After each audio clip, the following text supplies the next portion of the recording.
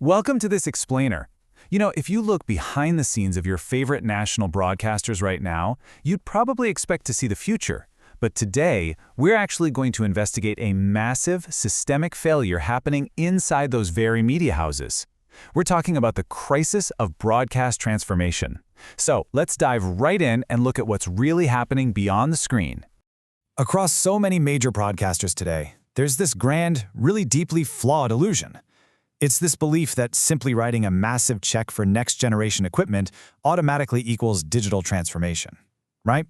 They buy the shiny new servers, the premium AI software, the top-tier hardware, and they just kind of think the job is done. But the reality actually demands operational readiness.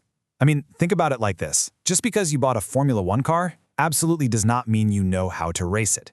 The illusion is purely transactional, but the reality demands an entirely new operational mindset. And the disconnect here is just heavily ironic. We're talking about artificial intelligence and next-generation broadcasting, but the stark reality of modern newsrooms, it's literally paper scripts. No joke. Even today, with millions of dollars of cutting-edge tech sitting in the building, so many TV channels are still relying on repeated data entry, manual approvals, and physical paper-based processes. You've got this state-of-the-art equipment just sitting there, totally underused, while a producer is literally running a piece of paper down the hall to get a signature. It's wild. So we really need to define our terms here. True digital transformation is an operational overhaul, not a transactional one. You simply cannot buy your way into the future. Real transformation means changing how the work actually gets done. Millions and millions of dollars are being spent on these advanced systems, and they remain completely underutilized simply because the organization lacks proper standard operating procedures, or SOPs. If you don't redesign your workflow to match the technology, well, that technology is just a very expensive paperweight.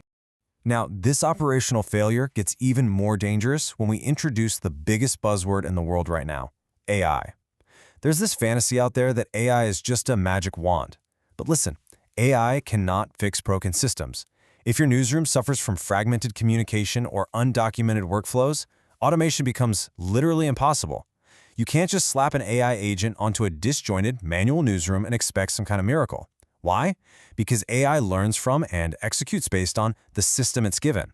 So if your system is a chaotic mess, the AI is just going to amplify that broken system. It'll just do the wrong things much faster. To truly understand why that happens, let's look at the strict, rigid prerequisites that AI agents actually need to function. Step 1, structured inputs. Step 2, defined processes. Step 3, consistent data flows.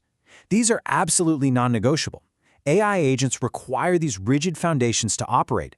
Without standardized workflows, an AI simply doesn't know what to do. It needs to know exactly where the data comes from, exactly what the rules are for processing it, and exactly where it needs to go.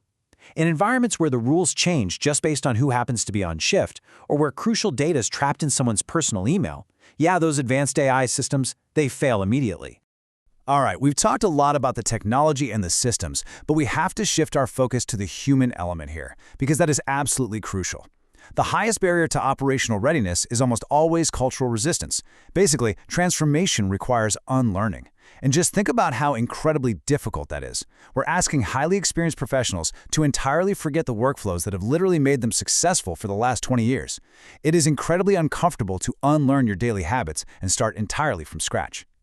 And that discomfort creates a fierce battle within these organizations. On one hand, you have the necessary, albeit really difficult process of adapting to new tools and entirely new speeds. But on the other hand, you have folks who actively avoid this discomfort. And what happens when you avoid the discomfort of learning? You end up stubbornly protecting your own inefficiencies. Experienced professionals will sometimes literally fight to keep an outdated, incredibly slow process simply because it's what they know. So you end up with a situation where the technology is ready to move at the speed of light, but the culture is actively protecting the speed of paper. Okay, let's look at a specific area where this tension is super visible. We call it the creative department paradox. There is this massive gap right now between what's technically possible and what is actually hitting the airwaves. On the global media side, the push is all toward immersive storytelling. We're seeing incredible AR-driven explainers and dynamic AI-generated visual layers that completely captivate the audience. But then, look at local systems. These broadcasters have access to the exact same powerful, top-tier tools, like Vizzert virtual production suites. Yet, despite having all of this massive graphical horsepower at their fingertips, their broadcasts remain visually outdated. Why is that? because they take these next-generation tools and they force them to run rigid, outdated templates. It's like using a supercomputer to run a digital flip chart. And that brings us to a really powerful realization. This is not a limitation of technology. It is a limitation of vision. The tools to create breathtaking, modern, data-driven broadcasts are literally sitting in the server rooms of these local channels right now.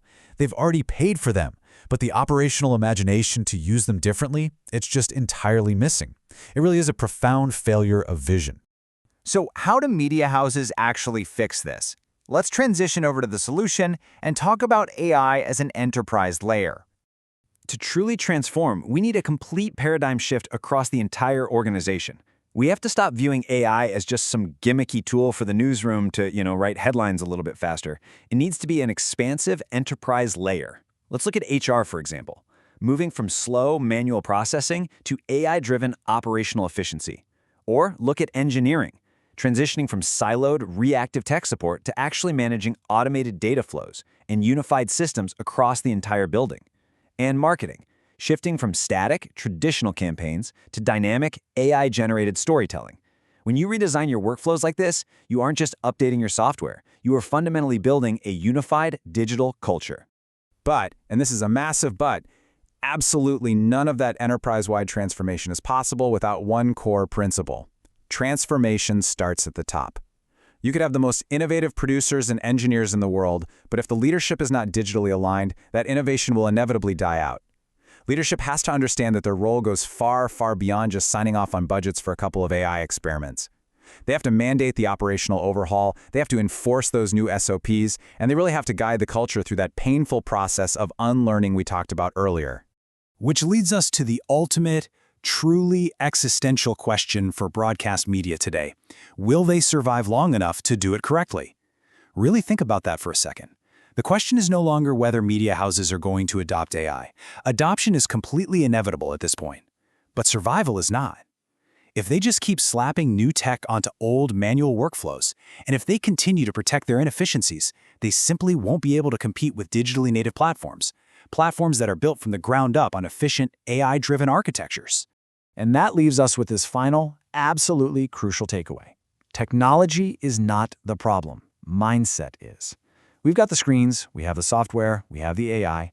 What broadcast media really needs right now is the operational courage to actually change how the work is done. It's the mindset, not the machinery, that's going to dictate who owns the future of media. I really hope this explainer gave you a clear, structured view into the very real crisis and the ultimate solution facing broadcasters today. So I'll leave you with this. In your own industry, are you just buying new tech, or are you actually transforming your mindset?